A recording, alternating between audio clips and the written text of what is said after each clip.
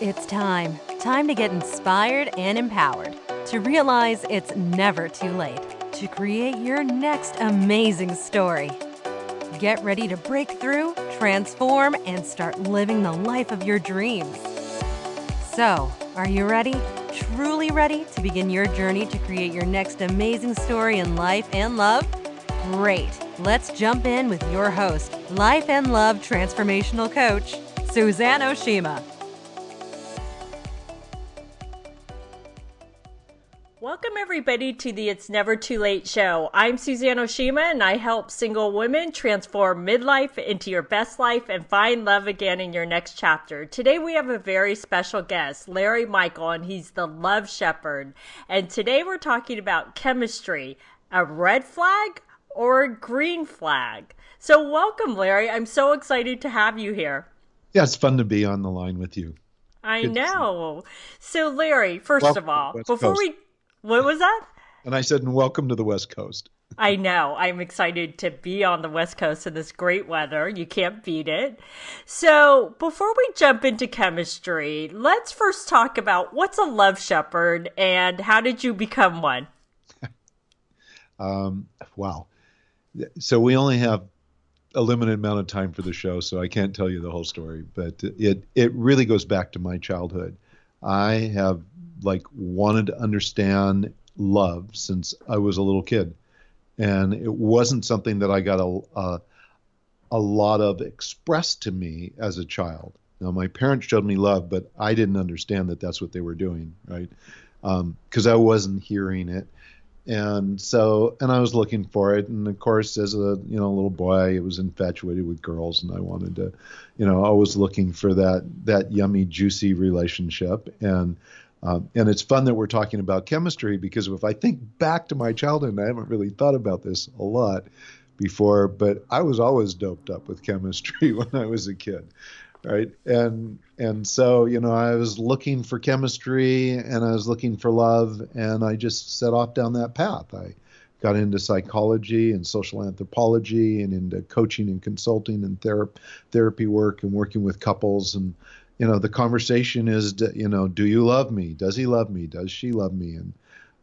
And now, many decades later, the conversation I have with people is very, very different about, where love even fits into the equation in relationships and how you navigate through some of the things that are really physical, brain chemical oriented versus projections versus our hardcore reality, does the person pick up their clothes or stop smoking when you need them to, so we could talk for hours, Suzanne, that. But, right. So I followed this path until about 15 years ago when I was introduced to genetic energetics, which, the Institute of Genetic Energetics is my calling very much. And that provided another dimension of information that has kind of always been around in effect, but never really communicated well, that changed literally everything for me in terms of how I worked with people, how I understood our emotional interactions and our passions and our infatuations. And so that's, that kind of brings us to the present in its full glory, which is very expansive and exciting. Awesome. So let's jump into this hot topic of chemistry, because I got to tell you, I have my clients talk about this all the time. They'll go out on dates and they'll say to me, Suzanne, he's a great guy, but there's no chemistry. So before we talk about the red and the green flags, right? What is chemistry? Because, whenever I try to ask people what is chemistry, you kind of get this, well, it's a thing. Yeah, it's more than a thing. Chemistry is a physical thing that really involves brain neurotransmitters. So it is oxytocin and testosterone and dopamine and norepinephrine and PEA. And what did I leave out? Serotonin, right? So literally you have 6 brain chemicals. So it's not something you make up. It's something that your body actually experiences. And when you have that experience, it can feel absolutely amazing. And it's also what is at the core of why we get infatuated with people as well. Why we're infatuated, why we want to hold on to them, or why we think we don't feel anything. And so, that chemistry is amazing, and it's also very frickin' dangerous. So is it infatuated? And I should have grabbed them earlier. I have a pair of rose-colored glasses I usually put on for this, because that's what you've got when you're all doped up on all those brain chemicals. You really are wearing rose-colored glasses, and if no one's heard that term before, it really means that the world is rosy while you have them on, and then you take them off and you go, oh, what was I thinking, right? Right. So people go through that. I think our high divorce rate has a lot to do with chemistry, because people get very chemistry doped up, and then they make really raunchy decisions. They move across the world for someone that they've never met in person, or they meet someone one time, and I mean, every one of us has a friend that met someone, and within 2 weeks they were married. And you're going, oh my God, I mean, if I had hair, I would have pulled it all out, thinking about that situation. And, how many of us actually know one of those, what I call 10-minute marriages that still exist today? And there are some rare cases. And I think that's wonderful, but it's, that's not the way you want to do it. Really isn't. Not for if you want an evolutionary relationship. You want a conscious, very beautiful and kind of up to date with this world type relationship. The old style of relationships where someone was matched with you, and you went into that match and you learned to love each other, kind of thing. Those days are gone for the most part. And so, today we're looking at a very complex society and complex requirements in relationships. So not even love is enough, honestly. If someone says, I love this person, I'm great. That's amazing. It's incredible. You should love that person. And that's not a reason to get married, right? It's not. It's just not the whole ball game. Right. There's people you can love, really, really love, and go, but we never should be married to each other, right? Right. No, exactly. So with chemistry, let's start off in the very beginning stages. Like when a woman first goes out on a date with a man, and this is what I always get when I was a matchmaker, and still to this day in coaching women in midlife, is they'll go out on a first date and they'll say, Suzanne, there was no chemistry. And they're like, he was a great guy, but there was no chemistry. And she's like, this is what always happens. She says, I don't know if I should go out on a second date. There was nothing wrong with him, but there wasn't any chemistry. So what do you say to that? Okay, so this is, and I'm not prescribing everybody go use this tool that we have, but we have a tool called a personal energetic profile, and we're going to give it to everybody so they can go get them if they want to. We actually can identify who you're going to have chemistry with and who not. And more important, there's, at least from the genetic energetics point of view, there's two kinds of attractions. We call it attractions. You can call it chemistry. Same thing. Same but different, right? And one is true. And the true person with true attractions, they're really attracted to someone that's very similar to them in many ways. And a person with false attractions is attracted to someone that's not so similar. So when I say similar, for example, there are people that communicate different ways. I'm very structural in how I talk. I use my words very specifically. So when I meet someone that talks like I do, it feels really great. And this can be one of those scenarios where, wow, we had such a great conversation and he understood everything I said. And it seemed like he really, could see me, but I wasn't feeling any chemistry. And you go, wow, you had such a great conversation, but no chemistry. Well, here's the deal. If you have what we call false attractions, you have a chemical attraction to someone that's very different than you.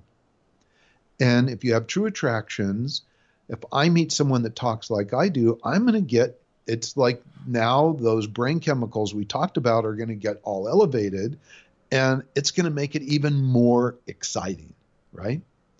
So there's going to be a 50-50 chance, and this is the important thing, a 50-50 chance that you may meet someone that doesn't just immediately like cause heart palpitations, right? That doesn't make you tingle inside.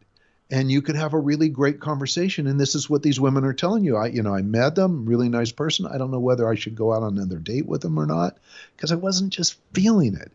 And if we go on to dating sites, a real common thing, and I don't know how common it is today, but a couple years ago, the most common thing you would say, mostly women say in their profiles, is that, give me chemistry or forget about it, or I'll know within 10 seconds whether there's chemistry or not.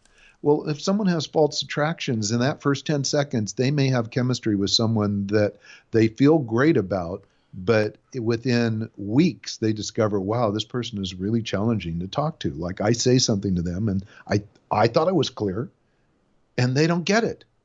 Or I give them a cue or a clue, and they don't get it. Are they not listening? Do they not care? Or the worst scenario of them all, they're having a texting relationship, right? So they go out on a date, and it's a great date, and then everything else is by text, which is insane, by the way. So, and yes, all of you that are carrying on relationships by text, I'm telling you, that's insanity. And it's because, why is that insanity, though? Let them know why. Oh, gosh. So there's a statistic that came out of Stanford years ago that talked about what percentage of our communication was words versus tonality versus physical body posture. So 7% of our communication is the words we use. 7%, that's it. So in a text, that means there's a 93% chance that what you're texting someone, they don't get. They don't hear it. 93%. I mean, my gosh, you wouldn't walk out your door and get on the freeway if your odds were that bad to get in an accident. But we text people all the time. So we text assuming that the person on the other end understands us perfectly. They do if you're asking them to tell you what time to meet you at the movie theater, right? Or how many bags of potato chips to pick up. Something specific, right? Right. But even there, it can say, hey, I'll be in the movie. I'll meet you in a bit. I'll meet you down there in a bit. I'm on my way. Do you or I know what that means? On your way from where? Oh, I forgot to tell you. I was up in Los Angeles and I'm meeting you in San Diego. It'll be 3 hours, right? Oh my God. So the bottom line is that if you want to have a quality conversation with someone, have it on the phone or have it in person. Have it so they can hear your voice. Have it so you can immediately respond or be responded to. We send a text out to someone and then they don't hear back from you for hours and hours, and then they go, he's ghosting me. No, he's at work, or he's with friends. It can be so many different things. So bottom line, texting can be fun. It can be playful. You can even do sexting. You can do all kinds of things, but don't base your relationship on it. And definitely don't for a second think that what you're communicating is 100% understood. That totally makes sense. And now I know what the women in my audience are saying. They're saying, that's great, Larry. I agree with you because I prefer phone calls, but he won't pick up the phone and call me. So what do you say to that? How can a woman get what? Wrong guy. Well, can she do something to encourage him to pick up the phone without making him feel like she's like, I need you to call me, right? Like shaking her finger. First of all, if someone's that needy for a conversation with someone, there's a challenge there in the first place. So, we have, let's pretend you and I are wooing each other, right? Mm-hmm. Okay. And so I meet you and we have a conversation and you say to me, I would love to get on the phone with you. Okay. Now, if I don't want to get on the phone with you, if I'm always too busy, I'm the wrong guy. Yeah, I agree. Bottom line, wrong guy. Okay. We get on a phone call. we have a conversation, and somewhere along the way is the question that it needs to come up is like, what's the best way for us to connect, right? I prefer a phone call because I want to make sure that I want to hear your voice, right? I want to hear your voice. I don't need to talk to you a long time.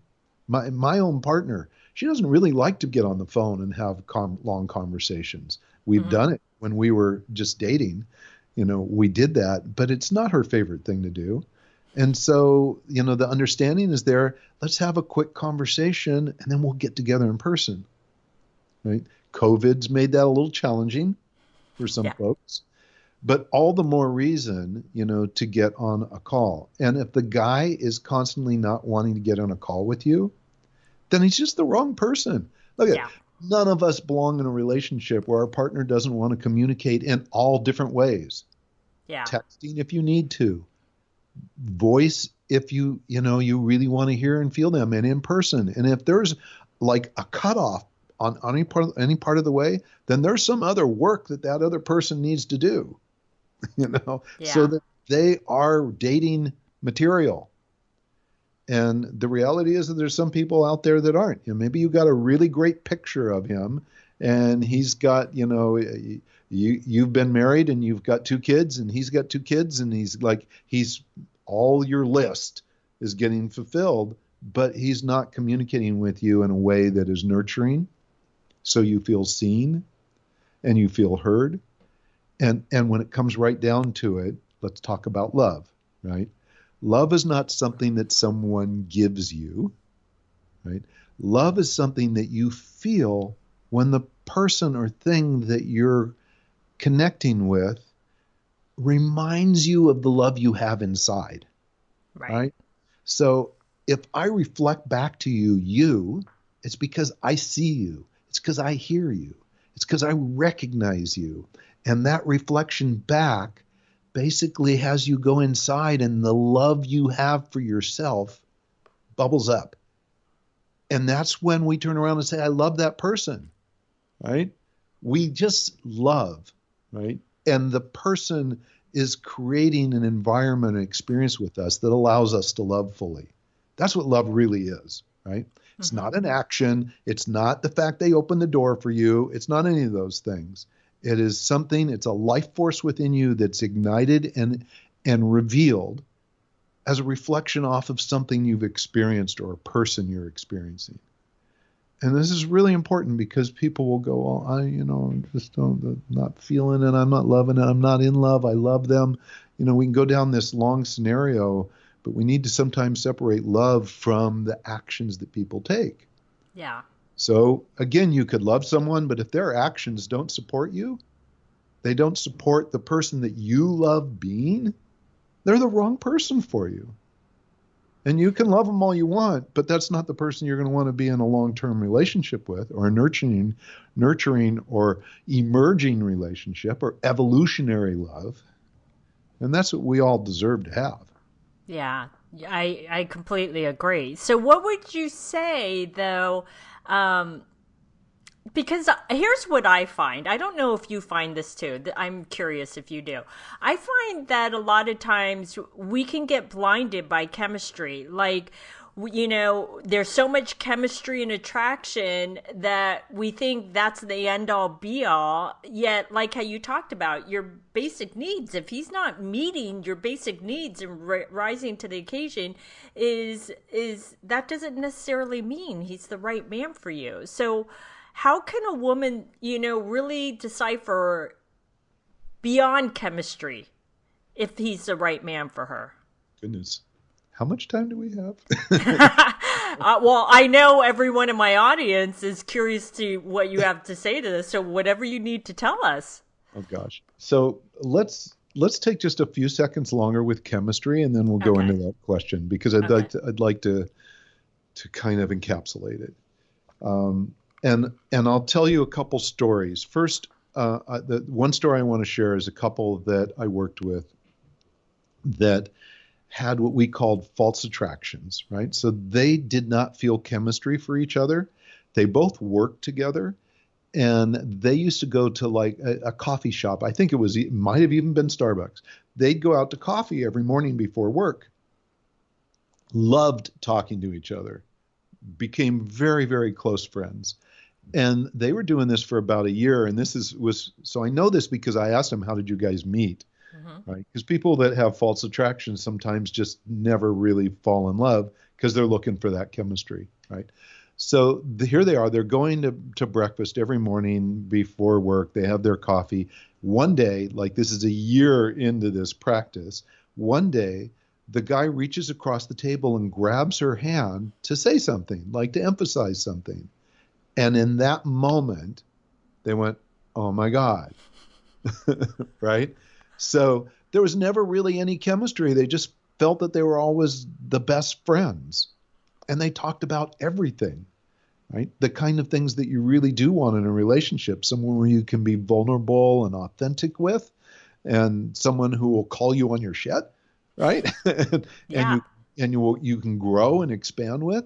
And they had all that, but they weren't feeling the physical connection. All of a sudden, for the first time, they're holding hands with each other. And now their bodies are going, ooh, what's this? So the reason why I share that story is that for the men and women that say, I'm not feeling it on the first date, well, if they find out, if they are the kind of person that the chemistry isn't ignited because energetically or genetically, because this is really a genetic thing that causes these neurotransmitters to go upward, right? So if they're the kind of person that's not happening instantly, but they like the person, they need to spend some more time with them to find out if this is really a great match. Because ultimately, if you're not feeling chemistry at the beginning, but you have an incredible relationship and you really have someone that sees you, hears you, gets excited by you, is inspired by you, key ingredients in a relationship, inspiration, right? So you have these things happening. I guarantee your body will start to produce those chemicals. They're not instantaneous like everybody often wants, right? But they will produce, and they'll be plenty strong, guaranteed. We've seen this happen time and time again. So now that's the side when someone's not feeling it at the beginning. Then the other side, and this is a personal story. So my own partner, before we started living with each other, we lived about, 35 minutes apart. And I remember this one time, and there's a lot of chemistry for us, right? And we have the genetic markers for that chemistry, and it's very cool. So here I am, I'm at home. It's 11 o'clock in the evening. I'm like in bed. I got my dog cuddled up next to me. I'm comfortable, right? And my partner calls me up and says, do you want to come over?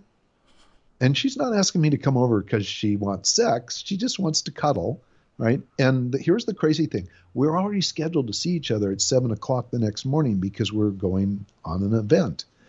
And so I'm going, well, I'm in bed. I'm warm. I'm with my dog. I'm comfortable. She says, oh, come over. Next thing I know, it's like I don't even remember how I got out of bed and into my car. But 15 minutes, I'm driving, and I'm going, what am I doing? I'm just going over there to sleep in her bed it's not even the most comfortable bed to me. And I was going to see her at 7 in the morning, and I'm going, oh my God, I'm just totally drugged up on chemicals. And I knew it. I was aware of it, and I kept driving anyhow, right? And I went over there. But that's so the chemistry is this piece of infatuation that has us sometimes making decisions that they could be crazy making. And I was going to see her in 7 hours, right? My dog is at home alone, But so that chemistry is there, and it's wonderful and it's lovely. But I also have to be careful when I'm all chemically drugged up, because she could have said to me, hey, you know what? I need groceries, and can you stop here and stop this? Can you pick up for a few things for me? And then I might have found myself, wow, why am I doing all this shopping and doing all this kind of stuff when I don't normally do it at this hour, right? Happy to be of service, but why now? And then I end up there going, here's your stuff, but there's this little piece inside me going, well, gosh, I feel like I'm just kind of working for this relationship kind of thing. And then you have these little resentments and things that can come up when you get away from the chemical induced high.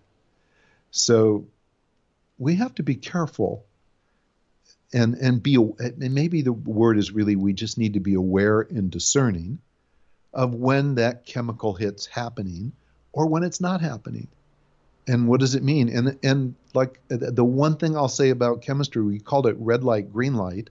Well, the red light it's caution. If chemistry is really high, take a second, step back, step away, and look at the scenario and go, is this really what I want? Is he or she really who I want? Is this the person that helps me be the person I really love to be? And if the answer is yes, then, green light, jump back in.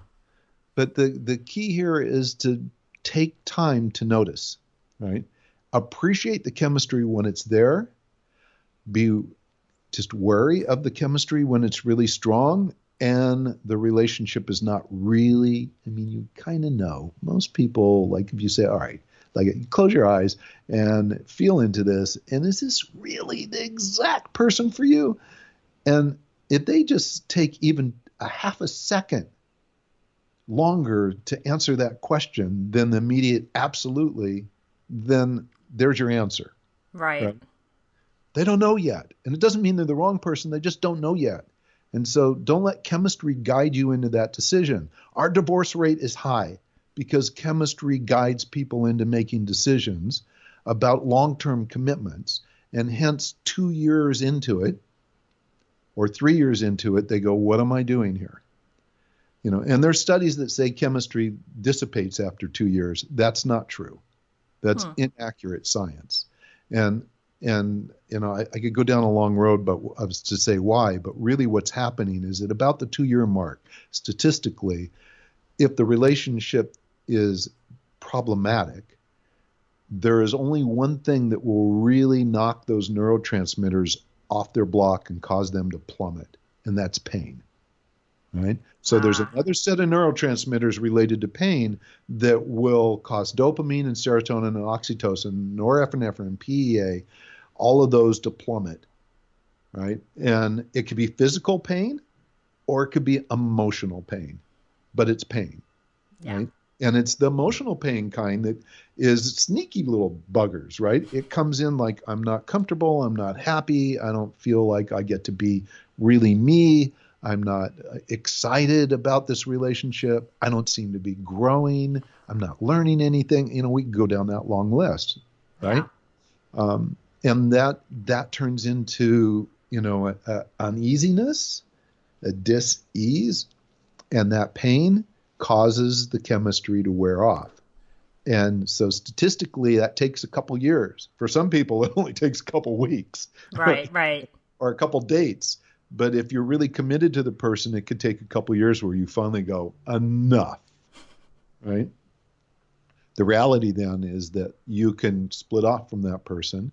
And we've done studies about this where we've looked at couples who were married like for 5 or 10 years, and they have horrible divorces, right? Ones where they just don't like their partner. Hate is kind of the word that comes up.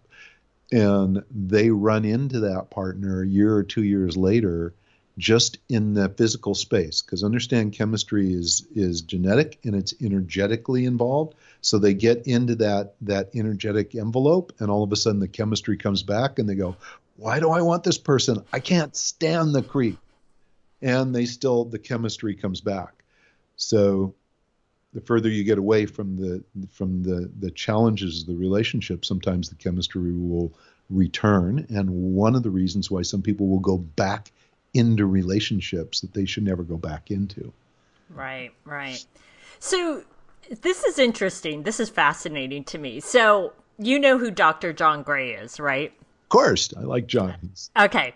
Yeah. So I've interviewed him, and twice I've done 2 different interviews, and both times he has talked about how he said that that's where women make the mistake. They look for the chemistry and attraction on that first date. And he said, you're better off with the partner that you have no chemistry and attraction on the first date. And he said, that's what you should be looking for. Do you agree or disagree? Okay, I'm a proponent of chemistry. I love chemistry. Right. So I also know I can trust my chemistry. I have what's called true attractions. So I partly agree with them. I don't think, I would not put chemistry as my number one indicator. Okay. So even for me, where I know I can follow my chemistry when it's there, I know it's leading me to someone that's usually a pretty good match, at least genetically, that there's way more that we want, right? There's way, way, way more than we need. And so, if chemistry is there, great. If you know you can follow it. If chemistry is there and you can't follow it, you have what we call false attractions, then you got to look a little bit closer. You got to get away from the chemistry to really discover who the person is.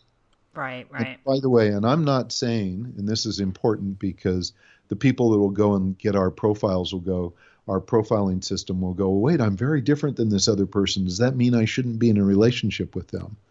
And the answer to that is no. Your differences are not an indication that you should not be in a relationship. There's a lot more to relationships than just your genetic energetics. There's who someone is. Our system tells you what you are, but there's who someone is, what they believe in, what they're passionate about, what their background is like, where do they want to be in life? Do they want children? Where do they want to live? And we can go down a long list. I give my clients almost a 500 question list for them to go through before they really make a firm decision about a long-term commitment or a marriage. Because these are all things they should want to know about their partner. Right? They want to find out ahead of time, not later. We have plenty of time to learn from our partners, but there are certain things that we want to know up front. Like an obvious one, if you want children, you want to ask that person if they also want kids, right? And if they kind of are not certain about it, then you want to understand what's behind that uncertainty. And that can be an exciting and courageous way to learn more about your partner. But you may find out that no, I want to have kids right away. I'm looking for someone that is ready for a family. And the other person is not ready at this time and might not ever be, right? Right. So is that good to find out in advance? Yeah, no one would argue with us about that one, right? Yeah. But a lot of other things as well. What about the one that, like if a woman asks a man, what are you looking for as far as the future? Like, do you want a long-term committed relationship? Do you want a partnership, or do you want to get married again? And what if a man is like, I don't know.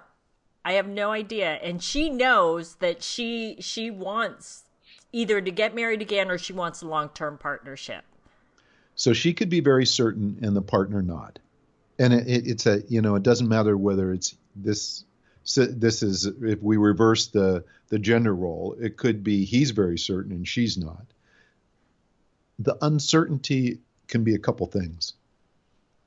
One of the things it could be is they just don't know. They haven't experienced a person where they just felt into it and went, oh my God, I don't want to be with anybody else. And then all of a sudden their uncertainty becomes a hell yes, right? So, and sometimes that question when asked, the person receiving the question is thinking, are you asking me, do I feel that way about you? Versus, do I feel that way in general? A lot of men, this is just my experience. I'm not saying that this is necessarily a male attribute, but my experience is a lot of men, when they're asked that question, immediately look at the person in front of them and think, do I want to be married to this person? They don't know yet. They don't know yet. So the answer is, I'm not sure. And that's okay. I'm not sure is okay. I don't want to get married when a marriage certificate is important to you.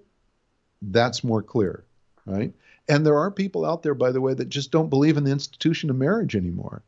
Yeah. They're totally, and so, you know, when you ask that question, how about a long-term committed relationship, right? How about a domestic partnership? You know, it is, you know, would you go that route? Do you want to have kids? Do you want to get a dog together? Do we want to own a home? Do we want to build a business? There's lots of other ways to ask that question. But the word marriage can be a stumbling block for both men and women. I think I know as many women now, Suzanne, that don't want to be married as I know men. Yeah. And it's true. It depends on where someone's at, because you're right. I have had female clients that have been married maybe once or maybe twice, and at this point in their life, you know, as they've grown older, they're like, you know what, I don't really want to get married again, but I want a partner. Mm-hmm. And they want to, and what they have is much higher standards for the kind of partner they want. I mean, the reality is every time we have a relationship, and we come out of relationship, we should be leveling up. You know, I had someone say this to me years ago, and it really hurt when they said it because it just sounded so cold. But you know, I was having challenge in a relationship, and they said, maybe it's time for an upgrade. And I went, whoa, that seems really kind of cold and calculated and mean. But the reality is they were accurate. It was time for an upgrade. The person that I was dating had a lot of things that were very valuable, but didn't have everything I really wanted and needed. Our values were not totally aligned. You know, and you know, gosh, you do a lot of coaching. How many people do you know that have got together with their partners and done a values elicitation where they've actually looked at what their core values are, their ends values, to see how they match? Not a lot. Right? I would say some do, and the ones that do are very self-aware. They've done a lot of the inner work, so they know what's important, and they're not going to settle for someone who doesn't have those core values. Right. And here's the thing. I'm not necessarily saying that two people have to have exactly the same values, but they need to be able to talk to those values and decide whether their relationship will work with those values, right?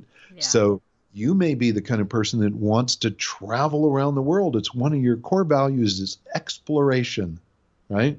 You love to explore. And explore for you is not like just see who's in line at the grocery store, but it's, you know, explore different cultures and different environments. And so travel is a big one, right? Travel is not an ends value. It's a means to a value. It means to an end. And the end may be exploration, right? And for me, I may be a kind of person that, you know, I like to explore, but it's in books and it's, you know, in conversations and it can be phone calls and be kind of those things and you know, out and hiking in you know, some strange country someplace is not as exciting to me. So does that mean we can't work as a partnership? Maybe not. But the maybe yes is that there might be enough other things that we love to do together that it's well worth it, that we can say, hey, honey, you know, you've got your 3 big trips you like to take a year, and one, you know, you'd like to take a month and go to India or take a month in Bali or something like that, and hope I don't have FOMO, right? and you know, and I may say, you know what, and I want to do, you know, a 4-week-long kind of study group of some sort, and my partner goes, no, that's not what I'm interested in. But we honor each other's, you know, most important values, and everything else works. Yeah. Right? So it's just being aware of those things, Suzanne. That's it. It's just that if you're going to go into a long-term relationship, do it with your eyes open, not your eyes shut, going, how does this feel? Oh my God. Oh, this is so good. I just want to be with them. Nah, come on. You know, that you can have that too if you really want it, but make sure you got them both. You know, right when you did that, that was really funny because I'm a very visual person, and when you were doing that, I was like, you know, while the chemistry and attraction feels so good, right, and we're like addicted to it, and it's like a drug, is we need to get real and honest with ourselves because that's not what's going to sustain a relationship or partnership or marriage, right? That's correct. So That's, I this mean, is what's going to sustain a partnership and a marriage are a couple things. One, are you with someone that day after day reminds you of how loving a person you are? That's when you can turn around and you say to your partner, I love you. What you're saying basically is that you remind me how much I can love, right? That's really what you're saying when you say I love you. That's a great ingredient, and I think it's important. I think it's important in a long-term relationship, a long-term marriage, unless it's a marriage of convenience or, all those other kind of marriages for a variety of other purposes and reason. I'm not saying those are wrong, but if we're talking about, an intimate, romantic, evolving, courageous, authentic relationship and long-term commitment, then having love is one of those ingredients that where you feel like you can express who you are. That's important. Yeah. The other one is, what does this relationship really look like, right? Is this one where, we're both retired and how do we manage our money together? Is this one where we're raising kids and we want our own kids, but we also are bringing kids into the relationship, which means there's another mother or another father. And so there's complexities, right? And how do we handle those complexities? Am I still working on discovering what my occupation is or my dharma path or whatever it is that, we want to discover? Or am I in my third or fourth business, right? Right. It's like, right. And do I have a partner that supports me in going through all that? There's again, like I have a list of 500 questions. Why? Because there's a lot of things to discover. Yeah. And you don't have to ask all 500, but I'll guarantee you there's a good 100 of them there. Right. That are really fun to find out about your partner. I'm glad you said that because, it's funny. Sometimes when people think of like 100 or 500 questions, they're like, oh God, that's a lot of work. But when you said fun, it was like, okay, now we all want to do that, right? Yeah, but it's important to do. This is really important. If you're not excited, like super frickin' excited to learn more about your partner, you are with the wrong person. Right? Good point. And they shouldn't be with you either. Right? And there are people, I can tell you, there are people that go, I know who I am, and I know how I'm doing life, and I know how I want to live it, and that's the way it is. Right. I can tell you right now, if you're looking for a man to be interested in you, you have cut down the number of people that are really available by about 95%. Tell them why. Well, because there's nothing for the person to learn from you. There's no growth. There's no growth in that. You and I both have coached a lot of women that are in their 40s, 50s, and 60s, right? Mm-hmm. And a real common thing that women will say is that men always want a younger woman. I know. It drives me crazy. Yeah, they'll say that. And women will say they want a younger man. What is it they really want? They don't necessarily want a younger body. They want someone who's young at heart. That's what they want. They want someone that's still growing and learning and discovering and exploring and finding out who they are, even when they think they know who they are. Yeah. I'm not interested in a person that is so set in their belief about who they are that there's nothing that will ever change it. And in my mind, someone that's that set doesn't even belong anywhere around here. They're not interested in the world. They're not interested in culture. They're not interested in growth. Get off the planet, right? I mean, that sounds severe, but in reality, I want people who are interested in growing and going through. That they demonstrate to me that in a challenging time, and boy, if we want a challenging time, we just pick 2020, right? That in a challenging time, they still are looking for ways to become a better person, to evolve into a better understanding about how to communicate with themselves, with each other, with people they don't know, in political environments, whatever it is, they're interested in growth. They Yeah. have a child's mind.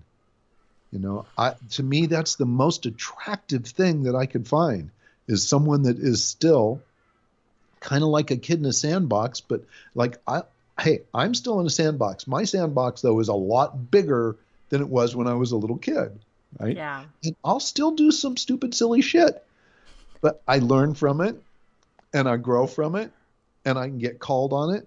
And I don't have to tuck my tail when I do it. I go, oh, okay, there was a learning experience.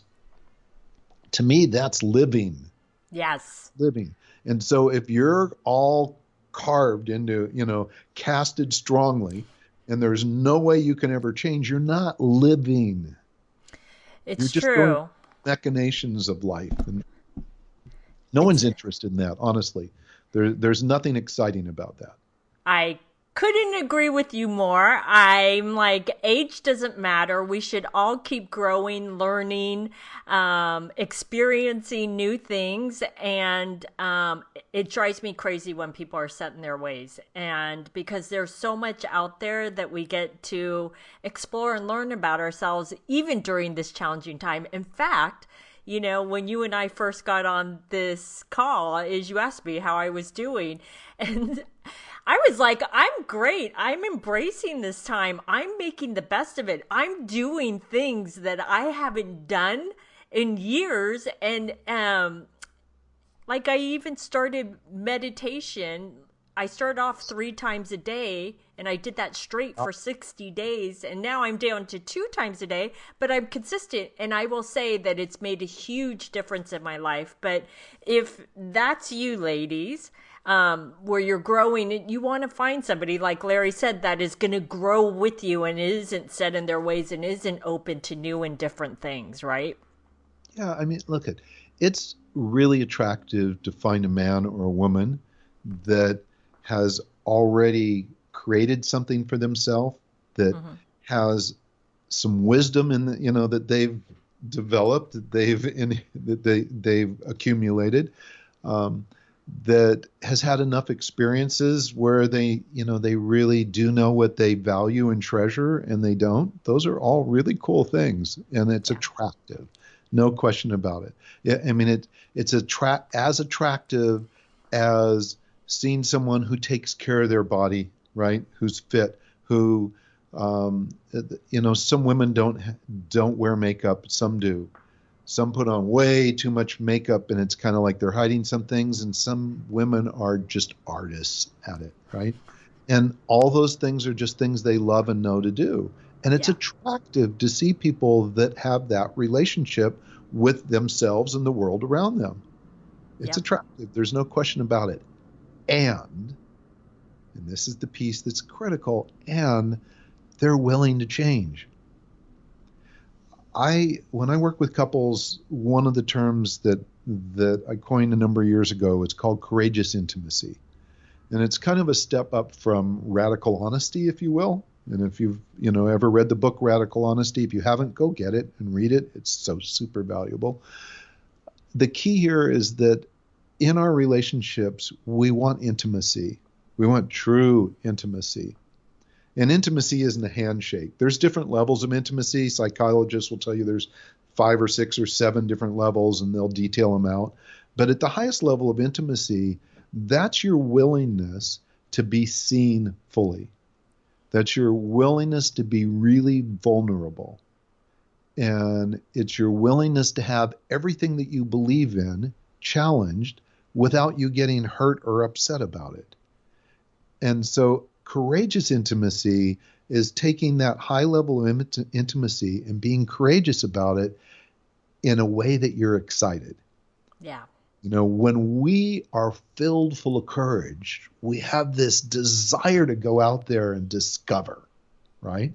And so if the thing that scares the shit out of you, if you can also be courageous about jumping in, you're going to find out things that make you just that much more superb as a human being. Mm-hmm. That's evolutionary growth in a relationship. And from that, there's where bliss and co-creation and intimacy really shine, right? Yeah. So, if you want to be co-creative, if you want a blissful relationship, if you want to be inspired, then you have to be willing to be fully seen. You need to be courageous and you need to be vulnerable, right? And also aware, right? So there's these, and none of these are hard to do. It's actually more work to not do them. Right, because you're holding up all these walls, right? I think And you're on guard all the time. I think people miss that a lot. Yeah. In genetic energetics, there is a what we call a modifier that's called a protector. They're a very psychic person. Mm-hmm. They just have a knowing about things. It's not intuition. It's just they know things. And they're naturally that way. But all of us have that psychic ability just to know. Well, what gets in the way of it is all the stuff that we got going on, all the crazy making things. We wake up in the morning, we're in the most loving place we ever could be because we choose another day. We choose life, right? And then life comes in. You got to make food for the kids. We got to feed the dog. I got to wash the dishes. I got to put them away. I got to go to work. Oh no, my car's got a flat tire. I mean, it's got all this stuff that gets in the way of us remembering how much love there is in us. Right? Yeah. So, and I'm not saying that we need to make all that stuff go away. That's life. We live in a very complex time. There is no shortage of things to interrupt our focus. You talk about meditating 3 times a day. Wow, that's amazing. I don't know if I could do it because I'm easily distracted. Right. So when I go into a place to try and meditate or even work out, I have to almost create constraints for myself so I can do it. And it's because there's so much going on. Yeah. So all this requires is us to be aware. Mm-hmm. And at any moment in time, drop into the fact that we chose life when we got up this morning and know that that's the most loving thing that we've ever done. And if you ever thought you weren't capable of love, you're totally freaking wrong. You're breathing, right? So that's love. It's there. And find people that can reflect it back to you. That's blissful. I completely agree with that. And the chemistry piece, if you get that as an added ingredient, it's like, yeah, and if you don't get it, know that if the relationship has true potential, you will get it. Absolutely. If you don't, give me a call. I'll tell you real quickly what you need to get out of the way so you can have it. But you don't need to call me. You can call Suzanne. She'll tell you just as well as I would. Oh, wow. I love that. Well, this has been amazing, Larry. So I know you have a free gift for the ladies, and it's your best gift. So can you tell them? I know it does really well, so tell them about it. So it's called a personal energetic profile. And what it's going to tell you about is the energetic frequencies you vibrate at, and it's going to define some character traits and some lifestyle traits. There's 4 lifestyle traits in our system. One's how you communicate. Another's how you process information. Another one is how you handle money. Another one is how you sexually engage, which is a huge eye-opener because 95% of relationships that are not matched in this area don't succeed unless they know about this difference and how to accommodate for it. So, that's like the texting problem, right? Right. 93% chance of being wrong when you're communicating. So anyhow, I digress. There are these lifestyle traits. Then we're going to also tell you about attractions, your who you have chemistry with, and when it'll show up. And then there are some personality characteristics. And all these are free. That's just our gift to you in this personal energetic profile. By the way, it takes you about, 15, 20 seconds to do it, because I'm only asking you for 2 pieces of information. Now, this is going to throw you off a little bit. That's okay. I want to. The 2 pieces of information are your birth date, your real birth date. Don't lie. Tell the truth. You're not telling it, showing it to anybody else in the world. So, and you should be proud of your age anyhow, no matter what age it is. But your birth date, month, day, and year, place, time you were born, not important. It's not astrology. Okay. And the other thing I'm going to ask you for is the birth date of your opposite gender biological parent. So for a woman, that's your biological father. For a man, it's the biological mother. If you don't have that piece of information, run the profile anyhow, okay? But that's the piece that's going to come back to the name of this show, which is chemistry. So we need to know that biological parent's birth date to give you what we call attractions part of the report. Everything else that you're going to get in the report is completely there, and it's worth it with or without it. So that's it. That's our gift. And if you have any questions, email us. Email Larry M at the4answers.com. Check us out, and we'll support you however we can, because we want you to have as much love and bliss and excitement in your life as you possibly can get, and plenty of chemistry too. Can we buy that there? Yeah. Okay, perfect. So, ladies, if you would like to get Larry's free gift, if you're watching the video, you can just click on the link right below the video. If you're listening to the podcast, please go to yournextamazingstory.com, look for Larry's interview, and the link will be on the show page. So, thanks everybody for joining us on the It's Never Too Late show. My show is available both in video and podcast format, which can be found at yournextamazingstory.com. Love today's episode of the It's Never Too Late show? Then head on over to yournextamazingstory.com to continue the conversation, get access to show notes, and get more amazing content.